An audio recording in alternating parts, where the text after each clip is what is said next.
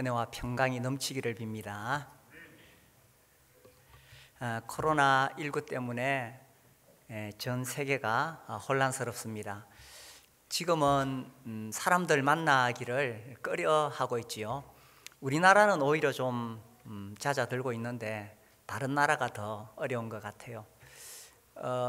이 뉴스에 보니까 집에만 있을 수는 없잖아요. 자가 격리하려고 섬 하나 샀어요. 이게 좀 다른 것 같아요, 수준이. 그 축구 선수 호날두도 뭐 섬 하나 샀다 그러고, 또 미국의 영화 프로듀서 겸 음반사 경영자인 데이비드 게펜이라는 사람이 있는데, 자기 인스타그램에 모두 안전하길 바랍니다 이래놓고 초호화 요트를 하나 딱 실은 사진을 올려놨어요. 그 요트 값이 6,700만 원이 아니고 6,700억 원입니다. 미국의 그 유명한 가수가 이런 말을 또 올려서 좀 구설수에 올랐는데, 코로나가 모든 사람을 평등하게 만들었다. 뭐 부자든지 가난한 사람이든지 유명한 사람이든지 그렇지 않든지 간에 코로나 앞에 다 평등하다, 뭐 이런 말을 했죠. 자기 나름대로 부자고 유명한 사람인데 코로나 앞에는 어쩔 수 없다, 뭐 이런 뜻인 것 같아요.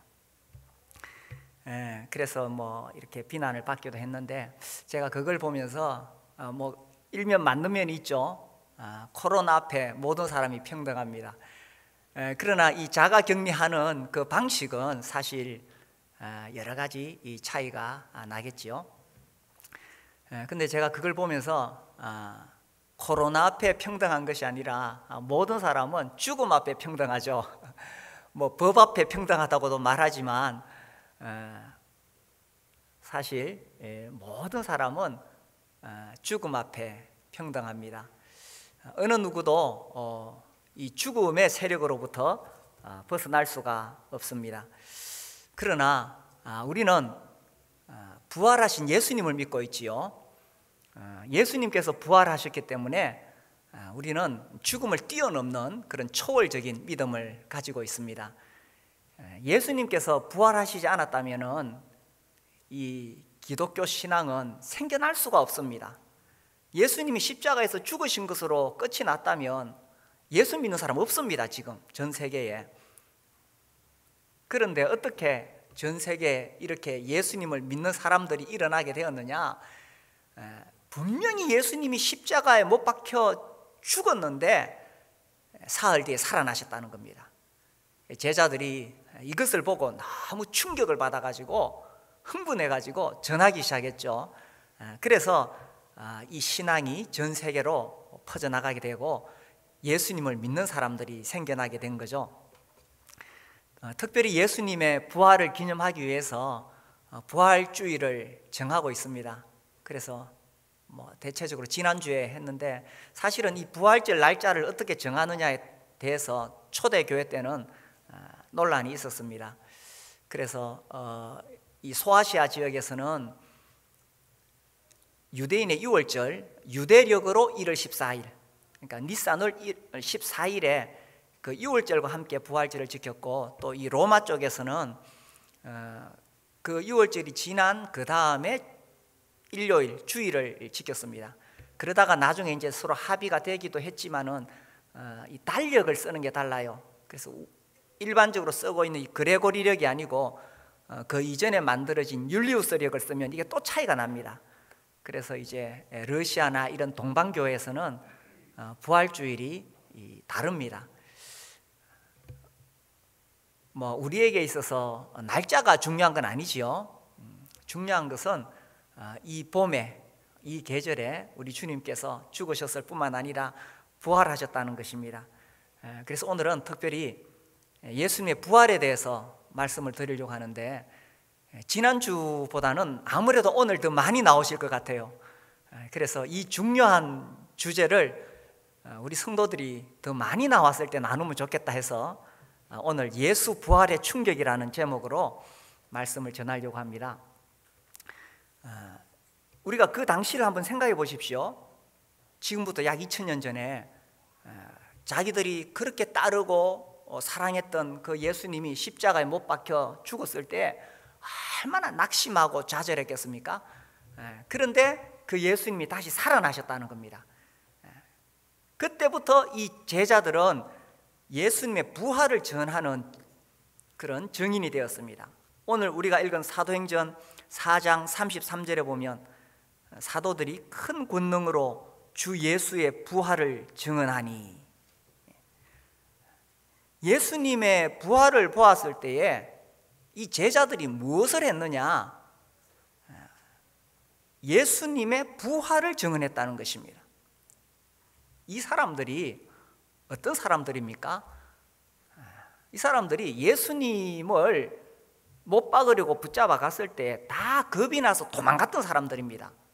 겁쟁이들입니다. 뭐 누구나 그렇겠죠. 죽음 앞에서 두려워할 수밖에 없습니다. 그래서 이 베드로는 심지어 자기가 사랑했던, 또 자기를 사랑하는 그 주님을 모른다고 3번이나 부인을 했습니다. 또 한 제자, 마가라고 추정되는 그 제자는 배 홑이불을 벗은 몸에 두르고 있다가 예수님 잡으러 오니까 그 배 홑이불을 집어 던지고 살겠다고 도망갔습니다. 그리고 제자들은 두려워서 모여가지고 문을 꽁꽁 걸어 잠그고 떨고 있었습니다. 이런 제자들이 어떻게 갑자기 이렇게 용기가 나서 예수님을 전하고 다녔을까요? 이유는 단 하나입니다. 예수님께서 부활하셔서 그들에게 찾아오셨을 때 부활하신 예수님을 보면서 이들이 완전히 달라지게 되었다는 것입니다. 예수님의 부활을 입증할 수 있는 여러 가지 많은 것들이 있지만 가장 큰 것은 역시 그 제자들의 변화입니다. 그래서 제자들이 부활하신 예수님을 보고 얼마나 놀랍고 충격을 받았겠어요. 그러니 그때 예수님의 부활을 봤을 때 여기 33절에 나오는 것처럼 사도들이 큰 권능으로 주 예수의 부활을 전했다. 이 큰 권능이 어디서 왔느냐? 물론 성령께서 임하셨기 때문에 성령께서 이 권능을 주셨지만, 그러나 그 이전에 이 제자들이 진짜로 봤다는 겁니다. 진짜로 봤다는 거예요. 그래서 그 예수님의 부활하신 그 예수님을 그 자리에서 못 만난 도마도 있었지요. 도마가 마침 그 자리에 없었습니다. 그래서 나중에 내가 그 옆구리에 손을 넣어보고 뭐 내 그 손바닥에 손을 넣어보고 이런 헛소리 하다가 예수님께서 도마에게도 나타나셨잖아요. 그래서 제자들이 진짜로 봤다는 겁니다. 그러니 진짜 예수님의 부활을 봤던 그 제자들이 그 충격이 얼마나 컸겠습니까? 그래서 그들의 마음속에서는 분명한 확신이 있었습니다. 그래서 그들이 큰 권능으로, 사도들이 큰 권능으로 주 예수의 부활을 증언하니, 무서운 게 없는 거예요. 이 제자들이 예수님이 이제 부활하시고 승천하신 다음에 사도행전 1장에 보면은 그 가룟 유다를 대신하는 그런 제자를 이제 세우게 되잖아요. 가룟 유다가 예수님 배반하고 죽었기 때문에 그때 누구를 그러면 가룟 유다를 대신해서 세우느냐 했을 때 1장 22절에 보면 항상 우리와 함께 다니던 사람 중에 하나를 세워 우리와 더불어 예수께서 무엇하심을? 부활하심을 증언할 사람. 그러니까 지금 누가 필요하냐? 말 잘하는 사람이 필요하지 않고 구약과 철학에 능통한 사람이 필요하지 않습니다. 사도들이 세우려고 했던 제자는 예수님의 부활을 본 사람, 이 예수님 부활을 본 사람 마음속에 막 불같은 정말 이걸 전해야 되겠다는 생각이 끌어오르지 않겠어요? 그러니 초대교회 핵심 메시지는 부활입니다. 2장에도 들어가면은 2장 32절에 보시면은 이제 베드로가 쭉 설교를 하다가 이 예수를 하나님이 어떻게 했다고요? 살리신지라 우리가 다 일의 증인이로다. 그래서 2장에서도 이 설교의 핵심 메시지가 뭐냐 하면 하나님께서 예수님을 살리셨다는 것입니다. 3장에도 들어가 볼까요? 15절에 생명의 주를 죽였도다. 그러나 하나님이 죽은 자 가운데서 그를 살리셨으니 우리가 이 일의 증인이라. 2장에서도 우리가 이 일의 증인이라. 1장에서도 예수 부활을 전할 증인을 세웠던 겁니다. 증인. 뭐 말 잘하고 똑똑하고 뭐 상관없습니다. 예수님의 부활을 받느냐는 거예요. 그리고 무엇을 전하느냐? 예수님의 부활을 전한다는 것입니다. 그래서 4장에 들어가면 2절에 예수 안에 죽은 자의 부활이 있다고 백성을 가르치고 전함을 싫어하여. 그래서 그 당시 지도자들이 뭘 반대했느냐 이거예요. 예수 안에 죽은 자의 부활이 있다고 전하는 거, 이거를 반대를 했던 것입니다. 그래서 이 제자들은 뭘 전했느냐? 예수의 부활을 전했어요. 이게 가장 핵심 메시지입니다. 저는 처음에 복음을 들을 때에 사실 하나님이 너무 무서웠고 지옥이 무서웠습니다. 그런데 예수님이 내 죄를 위해 죽으셨고 내 죄값을 다 갚아주셨다. 그래서 십자가 죽음에 대한 메시지를 듣고 제가 내가 구원받았구나 하는 것을 알게 되었습니다. 그리고 지금까지 그렇게 살아왔습니다. 그런데 성경을 보면 볼수록 핵심 메시지는 예수님의 부활입니다. 물론 예수님의 죽음 없이 부활이 있을 수는 없지요. 그런데 제자들이 집중적으로 전했던 것은 예수님의 부활이었다는 사실입니다. 고린도 교회에 바울이 편지를 쓸 때의 1장에서 유대인은 표적을 구하고 헬라인은 지혜를 구하나 우리는 그리스도의 십자가에 못 박히신 것을 전하노라. 그렇죠. 우리가 전해야 될 핵심 메시지는 우리 주님의 십자가에 못 박히심입니다. 그분이 십자가에 피 흘려 죽으셨기 때문에 우리가 죄를 사함 받잖아요. 그렇게 1장에서 십자가를 강조했는데 사실은 고린도전서를 읽어보면 그 1장에 그 고린도 교회에 잘난 체 하는 사람들이 서로 파벌을 이루고 있었습니다. 그들에 대해서 바울은 우리가 정말 십자가 예수를 전하는데 잘난 체 할 수가 없다. 이게 1장의 메시지가 그렇게 흘러갑니다. 그래서 1장 마지막에 너희 중에 잘난 자가 누가 있느냐? 지혜 있는 자가 누구 있느냐? 이렇게 흘러가는 거예요. 그래서 십자가에 못 박히신 예수를 전한다고 했던 고린도전서 1장에서 뒤로 넘어가면 15장에 그 유명한 뭐가 나옵니까? 고린도전서 15장을 무슨 장이라 그럽니까? 부활장이라 그러잖아요. 그래서 그 길게 예수님의 부활에 대해서 이야기하고 있습니다.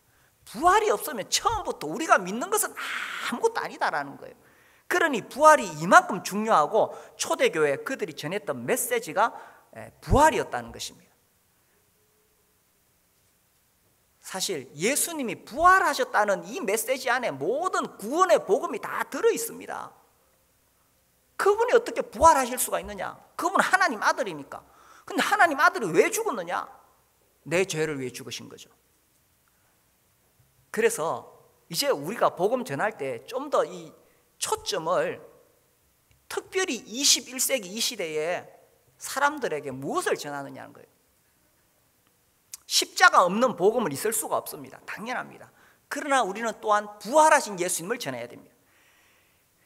이 처음 초대의 교회 때부터 제자들부터 이 복음이 형성될 수 있었던 이유가 부활이 없으면 아예 신앙 자체가 성립이 안 된다니까요. 그러니 부활이 이만큼 중요하다는 이야기입니다. 그래서 우리 모두가 부활의 증인이 되어야 된다는 것입니다. 예수님이 살아나셨다는 이 부활을 전하는 사람이 되어야 된다는 것입니다. 특별히 이 코로나19 시대에 사람들이 정말 불안해하고 답답해하고 우울해하고 있습니다. 결국 모든 인간은 죽음 앞에 가야 되는데 뭐 코로나19 뭐 죽지는 않겠지만 그래도 젊은 사람들도 죽잖아요. 코로나19만 있겠습니까? 코로나20도 나오고 21도 나오고 사스, 메르스 앞으로 엄청난 전염병이 계속해서 나오게 될 것입니다. 나중에는 뭐 어떻게 할 수도 없을 것입니다. 그래서 사람들의 마음은 더 무거워지고 답답해지는 이 시대에 분명한 예수의 부활을 믿는 사람, 그 예수님 부활하셔서 우리에게도 부활의 생명을 주셨습니다. 우리는 다르게 살아야 되지 않겠습니까? 사람들이 다 이 사망의 그늘 아래 불안하고 우울해 살지만 우리는 그들에게 부활의 소망을 전하는 사람들이 되어야 되지 않겠습니까?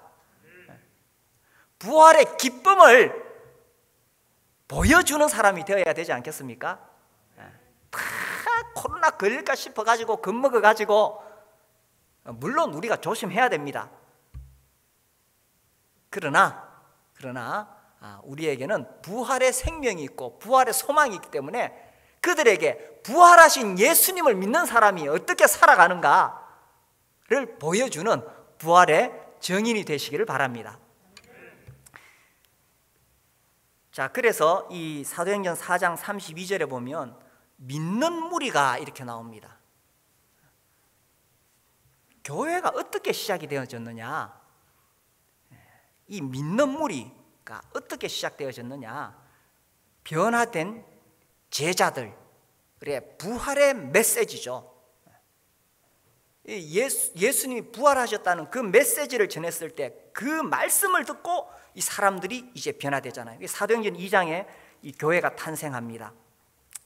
사도행전 2장 40절, 또 여러 말로 확정하며 권하여 이르되 너희가 이 패역한 세대에서 구원을 받으라 하니 그 말을 받은 사람들은 세례를 받음에 이날에 신도의 수가 3,000이나 다하더라. 그래서 이제 오순절날 성령께서 강림하셨고 예수님의 부활을 믿는 사람들, 이제 드디어 교회가 시작이 되어졌습니다. 어떤 신학에서는 구약의 이스라엘이 교회고 신약의 교회는 구약의 이스라엘에 이렇게 그대로 이어진다라고 말합니다. 근데 우리는 그렇게 보지 않습니다. 구약의 이스라엘은 문자 그대로 이스라엘이고 신약의 교회는 문자 그대로 교회다. 우리 주님이 마태복음 16장에서 너희는 나를 누구라 하느냐 했을 때 베드로가 그 유명한 16장 16절에 신앙 고백하잖아요. 주는 그리스도시요 살아계신 하나님의 아들이십니다. 우리 주님이 바요나 시모나 보기도 하시면서 내가 이 반석 위에 교회를 뭐라고 했어요? 세우리라 했으니 미래형입니다. 앞으로 세울 것이다 라는 뜻입니다. 그래서 구약의 이스라엘이 교회가 아니었다고 우리는 그렇게 분별합니다.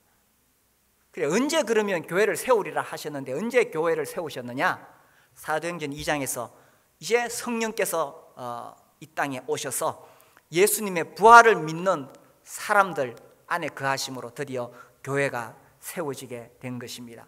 그래서 2장에 보니까 이렇게 믿는 사람들이 어떻게 했느냐? 46절 보세요. 46절, 날마다 마음을 같이하여 성전에 모이기를 힘쓰고 집에서 떡을 떼며 기쁨과 순전한 마음으로 음식을 먹고.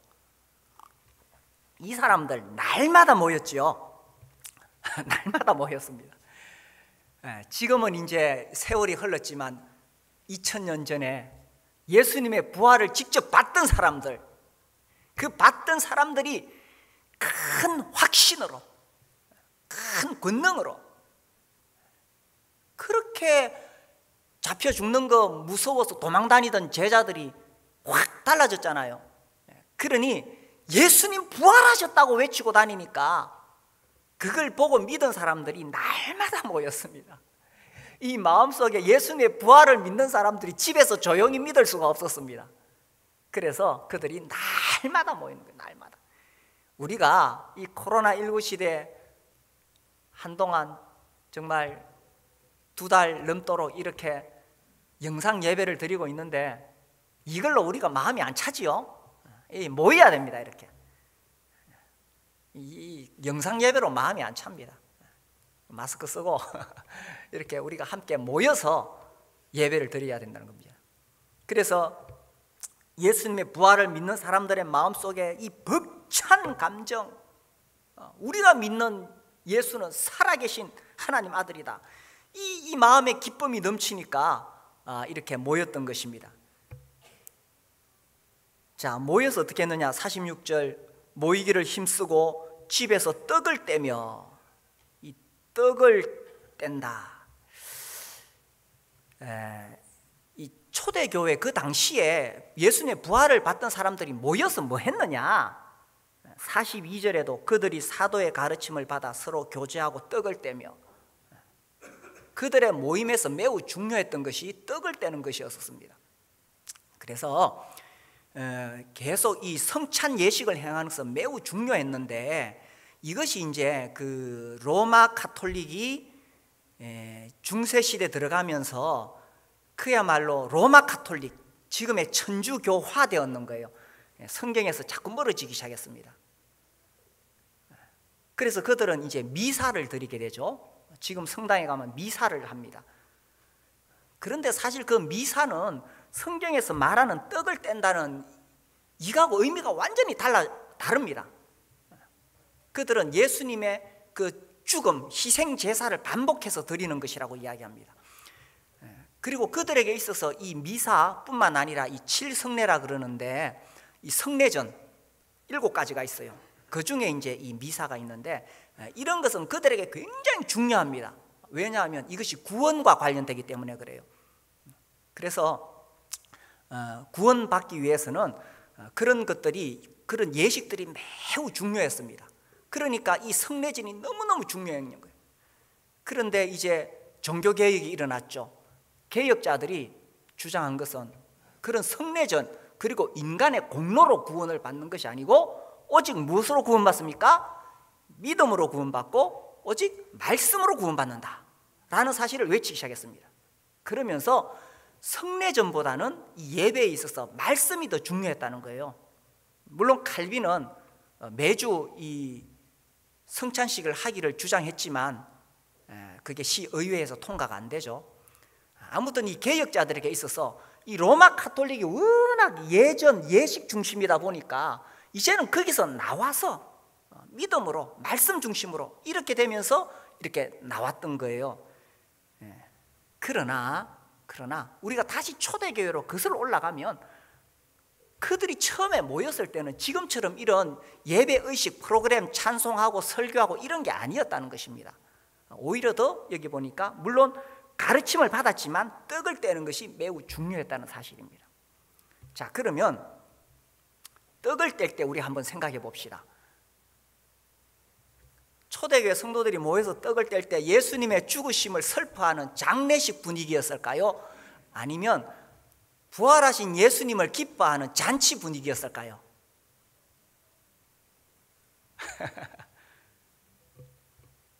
갑자기 질문을 받아서 곰곰이 한번 생각해 보십시오. 예수님의 제자들, 사도들이 전했던 메시지가 뭡니까? 그들이 전했던 메시지는 예수님의 부활이었습니다. 그래서 그들은 예수님의 부활을 기뻐하면서 모였고, 떡을 떼는 자리도 예수님의 부활의 그 기쁨이 전제된 가운데 우리 주님의 죽으심을 기념했던 것입니다. 사실 그 당시에 그 여러 가지 그 상황을 상세하게 기록한 것은 잘 없기 때문에 자료가 매우 빈약합니다. 그러나 우리가 여러 가지 상황을 추정해 볼 때 이 사도행전 읽어보면 계속적으로 사도들의 메시지는 예수님의 부활에 초점이 있었다는 이야기입니다. 세계적으로 저명한 교회사가 역사신학자인 곤잘레스 책을 보면 이런 이야기가 나옵니다. 들어보세요. 초대교회 성찬식은 주님의 고난이 아니라 새로운 시대의 여명을 가져온 그의 승리에 초점을 두었다. 우리 주님이 부활하심으로 그분이 왕이 되시는 새로운 시대가 열리는 것입니다.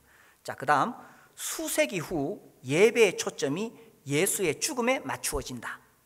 이 수세기 후라는 것은 아까 말씀드렸던 로마 카톨릭화 되면서 미사는 반복적인 희생 제사거든요. 그 다음에 최초의 기독교 공동체는 예수의 부활을 기념하기 위해 기쁨과 순전한 마음으로 음식을 먹었다. 우리가 방금 사도행전 2장 46절입니다. 집에서 떡을 떼며 기쁨과 순전한 마음으로 음식을 먹고 이렇게 되어 있던 것입니다. 저도 이 브레드린 모임에 와서 오랫동안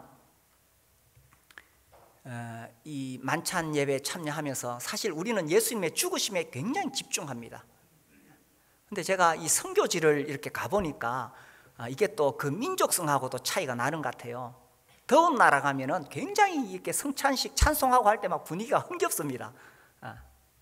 하나님의 구원에 대해서 기뻐하고, 물론 우리 주님의 죽으심에 대해서는 숙연해지죠. 그러나 전반적인 분위기는 굉장히 이렇게 흥겹습니다. 저도 우리 교회가 좀 이제는 그렇게 가면 좋겠다고 생각하고 있는데, 저도 오랫동안 여기 젖어 있다 보니까 자꾸 우리의 이 성찬 예배가 장례식처럼 그렇게 되는 분위기가 익숙해지는 것 같아요. 그런데 우리가 다시 한번 생각해 보자는 거죠. 초대교회 그 분위기는 오히려 예수님의 부활을 기념하고 부활을 기뻐하기 위해서 모였다는 것입니다. 물론 우리가 주님의 죽으심을 기념하는 거지만, 그죠? 또한 우리 주님의 부활하심, 그래서 하나님께서 우리를 얼마나 사랑하시는가에 대한 기쁨을 표출하는 게 예배 아니겠어요? 예배가 물론 우리가 숙연한 부분이 필요하지만, 예배가 쭉 깔아앉고 처지고 명절날 자녀들이 모였는데 우리 아버지 어머니가 우리 키울 때 얼마나 고생했을까, 너무 숙연하고 이런 걸 바라겠어요? 아니요, 막 기뻐 뛰노는 게 좋겠어요. 그래서 우리의 예배가, 특별히 우리의 성찬 예배가 좀 더 활기차고, 우리가 믿는 주님은 십자가에 죽으셨을 뿐만 아니라 부활하신 예수님이십니다. 그래서 교회가 예수님의 부활을 기뻐하는, 예수님의 부활을 전하는 그런 교회가 되기를 원합니다. 그래서 이 사도들에 의해서 예수님 부활하셨기 때문에 사도들이 변했고, 그들이 부활의 증인이 되었고, 그들이 전했기 때문에 교회가 시작되었는 거예요. 근데 이렇게 예수 믿고 구원받은 사람들이 어떻게 됐느냐? 자, 사도행전 4장 다시 봅시다. 33절에 보시면, 사도들이 큰 권능으로 주 예수의 부활을 증언하니 무리가 큰 은혜를 받아. 34절 보세요. 그 중에 가난한 사람이 없으니. 이게 좀 33절, 34절이 잘 연결이 되지 않는 것 같지 않습니까? 이렇게 표현했으면 어떨까요? 무리가 큰 은혜를 받아 그 중에 기뻐하지 않는 사람이 없었으니, 그 중에 기도하지 않는 사람이 없었으니. 이렇게 되는 것이 오히려 더 자연스러울 것 같은데, 그 중에 가난한 사람이 없으니 좀 뜬금없이 나오는 이야기 같지 않습니까?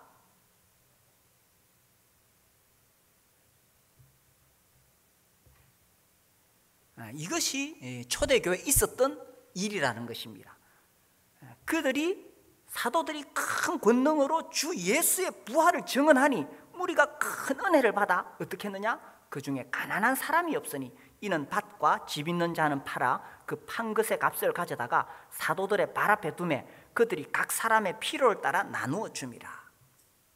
이것이 예수 부활의 충격이었다는 것입니다. 예수 부활의 충격은 단순히 우리의 믿음이 이렇게 정리되는 것에서 끝나지 않았다는 이야기입니다. 유대교 믿던 그 유대인들이 이제는 부활하신 예수님을 믿음으로 모든 율법이 성취되었구나. 여기서 끝나지 않았다는 겁니다. 예수님의 부활을 보았던 그 사람들, 그것을 믿었던 사람들이 여기 보니까 34절, 35절 이렇게 했다는 이야기죠. 이게 무슨 의미입니까? 그들이 예수님의 부활을 믿었을 때에 함께 믿는 그 사람들은 진짜로 형제 자매가 되었고, 그 속에서 진정한 공동체 의식이 생겨났다는 이야기입니다. 예수 부활을 믿는 사람, 우리 진짜 형제다, 진짜 자매다. 그런데 내 형제가 지금 헐벗고 있는데, 나는 밭이 2개 있는데 내 형제는 밭이 없어서 소출이 없다. 그럼 당연히 내 밭을 팔아서 그 형제한테 주는 거죠. 36절에 구브로에서 난 레위족 사람이 있으니 이름은 요셉이라. 사도들이 일컬어 바나바라 번역하며 위로의 아들이라 하니 그가 밭이 있음에 팔아 그 값을 가지고 사도들의 발 앞에 두니라. 이게 그냥 자연스럽게 일어났다는 이야기입니다. 왜 이렇게 되었느냐? 이게 예수 부활의 충격이라는 거예요. 그 예수 부활의 충격이 나만 구원받아서 천국 가는 것이 아니라 함께 믿는 그 무리들이 강력한 이 형제들, 공동체 의식이 생겨났다는 이야기입니다. 왜 그렇게 될 수 있었느냐? 그들이 예수 부활을 보고 믿은 순간 그냥 인생이 확 달라진 것입니다. 모든 사람들은 사실은 물질의 노예죠. 누가 물질로부터 자유로울 수가 있겠습니까? 그런데 이 예수님의 부활의 충격이 왔을 때, 물론 간혹 보면 뭐 한두 사람, 특별한 사람들은 뭐 무소유를 주장하고 다니는 사람도 있지만, 여기 보면은 2장에서는 3,000명이라 그랬고 또 4장에서는 남자의 수가 5,000명이라 그랬어요. 그러니까 10,000명이 넘는 사람들인데, 이 사람들이, 자 사도행전 4장 32절 보세요. 10,000명이 넘는 사람이 32절 믿는 무리가 한 마음과 한 뜻이 되어 모든 물질을 서로 통용하고 자기 재물을 조금이라도 자기의 것이라 하는 이가 그 다음 뭡니까? 하나도 없더라. 하나도 없더라. 이렇게 엄청난 일이 일어날 수 있었던 게 뭐냐? 예수 부활의 충격이었다는 이야기입니다. 우리가 성경을 해석할 때 이 바르게 해석해야 되는데, 성경에 명령이 있고 묘사가 있습니다. 우리가 서신서를 읽어보면 이렇게 하라고 되어 있는 건 명령이기 때문에 해야 됩니다. 근데 묘사는 그 당시에 그렇게 했구나. 이거 지금 사도행전은 묘사입니다. 명령 아닙니다. 우리 보고 너도 다 가서 팔아가지고 그렇게 하라는 뜻 아닙니다. 이 당시에 이렇다는 것을 묘사했을 뿐이에요. 그런데 진짜로 이렇게 한번 살고 싶었던 사람들이 있었습니다. 교회사 가운데 보면 이제 1517년에 이 종교개혁이 일어나고 이제 독일에서 그렇게 되고 또 스위스에서는 쩌빙글리를 중심으로 해서 종교개혁이 일어나는데, 1525년에 그 종교개혁, 쩌빙글리의 종교개혁이 불완전하다고 생각해서 우리가 진짜 성경적으로 한번 해보자 해서 일어났던 무리들이 이 제세례파, 아나베프티스트라고 제침례 교도들이 있습니다. 제세례파 있는데, 그들 중에 일부가 이제 또 후트라이트라는 그 일부가 있어요. 후트라는 사람이, 제이콥 후트가 그들을 3년 동안 지도했거든요. 3년간 지도하고 이제 이 사람도 화형당하는데, 이 3년 동안 그 무리들을 지도했을 때 그 무리들이 추구했던 게 뭐냐 하면은 기독교적 무소유를 실천한 것이었습니다. 이것은 불교에서 말하는 무소유하고 다릅니다. 기독교적 무소유는 뭐냐 하면 하나님이 주인이시고 우리 인간들은 청직이다라는 것입니다. 그리고 재물에 자유롭게 되어야 진정한 평화가 온다. 그리고 우리가 진짜 연합할 수 있고 참된 예배를 드릴 수 있다. 이것이 그들이 가지고 있던 정신입니다. 그래서 그들은 공동생활하면서 다 일해가지고 기독교적인 무소유를 실천했어요. 제가 아나베프티스트의 역사들을 읽어보면 굉장히 도전을 받는 부분이 많이 있는데, 제가 그 역사를 읽으면서 이게 계속 남아있어가지고 또 말씀드리는 거예요. 그래서 1621년, 약 100년 뒤에 이 무리들이 약 100년 뒤에까지 이 사람들이 있었는데, 모라비아와 슬로바키아에 102개의 마을을 형성합니다. 한 2만 명에서 3만 명이 사는데 그 사람들이 다 이렇게 살았다는 거예요. 그래서 개인 소유가 아니라 다 공동의 소유로 했는데, 이 사람들은 핍박을 받아서 쫓겨다니기 때문에 어디서 농사를 지을 수가 없어요. 박해가 오면 놔두고 도망가야 되니까. 그러니까 다 기술을 익혔어요. 그래서 목수, 간호사, 의사, 시계 제조공, 자물쇠 제조공, 도예공, 마차 제조업자, 이런 사람들이었습니다. 이 사람들의 손재주가 굉장히 뛰어나는 거예요. 그래서 이 사람들을 박해하는 사람들도 이 사람들이 만든 거를 사다가 썼습니다. 그렇게 살았는데 그들이 정말 이런 기독교적인 공동체를 이루어 갔던 거죠. 그러나 이것이 참 쉬운 일은 아닙니다. 어쨌든 이 재물 때문에 이 계급이 생기고 이렇게 하니까 이걸 제도적으로 한번 해보자. 이게 이제 공산주의잖아요. 근데 사실 공산주의는 실패했습니다. 인간의 마음에는 이기심이 있기 때문에 이걸 제도적으로 만들어낼 수 있는 건 아니에요. 그런데 여기 보니까 초대교회는 그것이 가능했습니다. 여기 보니까 자기 재물을 조금이라도 자기 것이라 하는 이가 하나도 없더라. 자, 공산주의하고 기독교적 신앙 공동체하고 여기 나오는 이 공동체하고 뭐가 다르겠습니까? 공산주의는 남의 거 빼앗아 가지고 나누어 주자 이겁니다. 남의 거 빼앗아 가지고 그렇게 하다 보니까 빼앗으려고 하니까 권력이 생기고 폭력이 생기고 권력이 생기니까 그 안에서 또 썩어 가지고 결국 망해버렸습니다. 근데 성경에 나오는 이 기독교 공동체는 뭐냐? 남의 거 빼앗지 않았습니다. 남에게 요구하지 않았습니다. 자기가 스스로 자기 것을 팔아서 나누어 주었던 겁니다. 내가 이렇게 하니까 너희도 이렇게 하라 강요하지 않았습니다. 그냥 자기 거 그냥 자기가 팔았어요. 그냥 남들에게 요구하지 않았어요. 근데 그들이 왜 이렇게 할 수 있었느냐?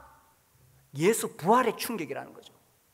예수님이 부활하신 사실을 봤을 때 그들이 너무나 충격을 받았고 이렇게 했다는 이야기입니다. 그래서 그들은 이제 더 이상 재물의 노예가 되지 않았다는 겁니다. 아직도 11조가 성경적이냐 아니냐 이거 가지고 따지려고 하는 사람들이 많이 있습니다. 왜 그런가? 왜 11조 가지고 자꾸 따지려고 하느냐 하면 아직도 재물의 주인이 자기라고 생각하니까 그런 거예요. 모든 나의 개인적인 소유, 내 소유의 주인은 하나님이시다고 믿는 사람은 10이 다 하나님의 것인데 그 중에 10분의 1을 하나님께 드림으로 내 모든 것의 소유가 하나님이라는 것을 내가 실제로 하나님 앞에 표현하는 것이 11조지.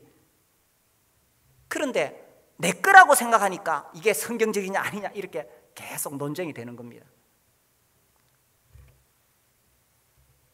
그래서 여기 보니까 이 사람들은 믿는 무리가 한 마음과 한 뜻이 돼요. 진짜 공동체 의식이 생겨났고 그래서 물건을 서로 통용하고 이렇게 되었다는 이야기입니다. 이 초대교회가 성장했던 이유가 여러 가지가 있겠지요. 성령의 역사이고 기적이 일어났고 여러 가지가 있겠지만 그 중에서 우리는 이 32절을 빼놓을 수가 없다는 사실입니다. 이런 강력한 공동체, 자기의 것을 주장하지 않는 이런 강력한 공동체를 통해서 이 복음이 계속 흘러나가게 되었다는 사실입니다. 우리 목장을 하면서 우리가 목장을 섬기는 목자님들 이렇게 보면은 정말 자기 소유를 가지고 그렇게 돌보려고 하는 모습을 볼 수가 있습니다. 그런 정말 사랑으로 형성된 이 공동체를 통해서 이 복음이 흘러나가게 된다는 이야기입니다. 그래서 예수님이 부활했을 때 그것을 실제로 목격했던 그 초대교회 현장을 우리가 한번 살펴봤습니다. 지금은 2000년 세월이 흘러서 많이 지나왔지만 그래서 어쩌면 우리도 예수님의 부활의 충격이 적을 수 있습니다. 그러나 우리가 그 시대를 생각하면서 우리도 다시 한번 이 부활의 예수 부활의 충격을 제대로 한번 받아보면 안 좋겠습니까?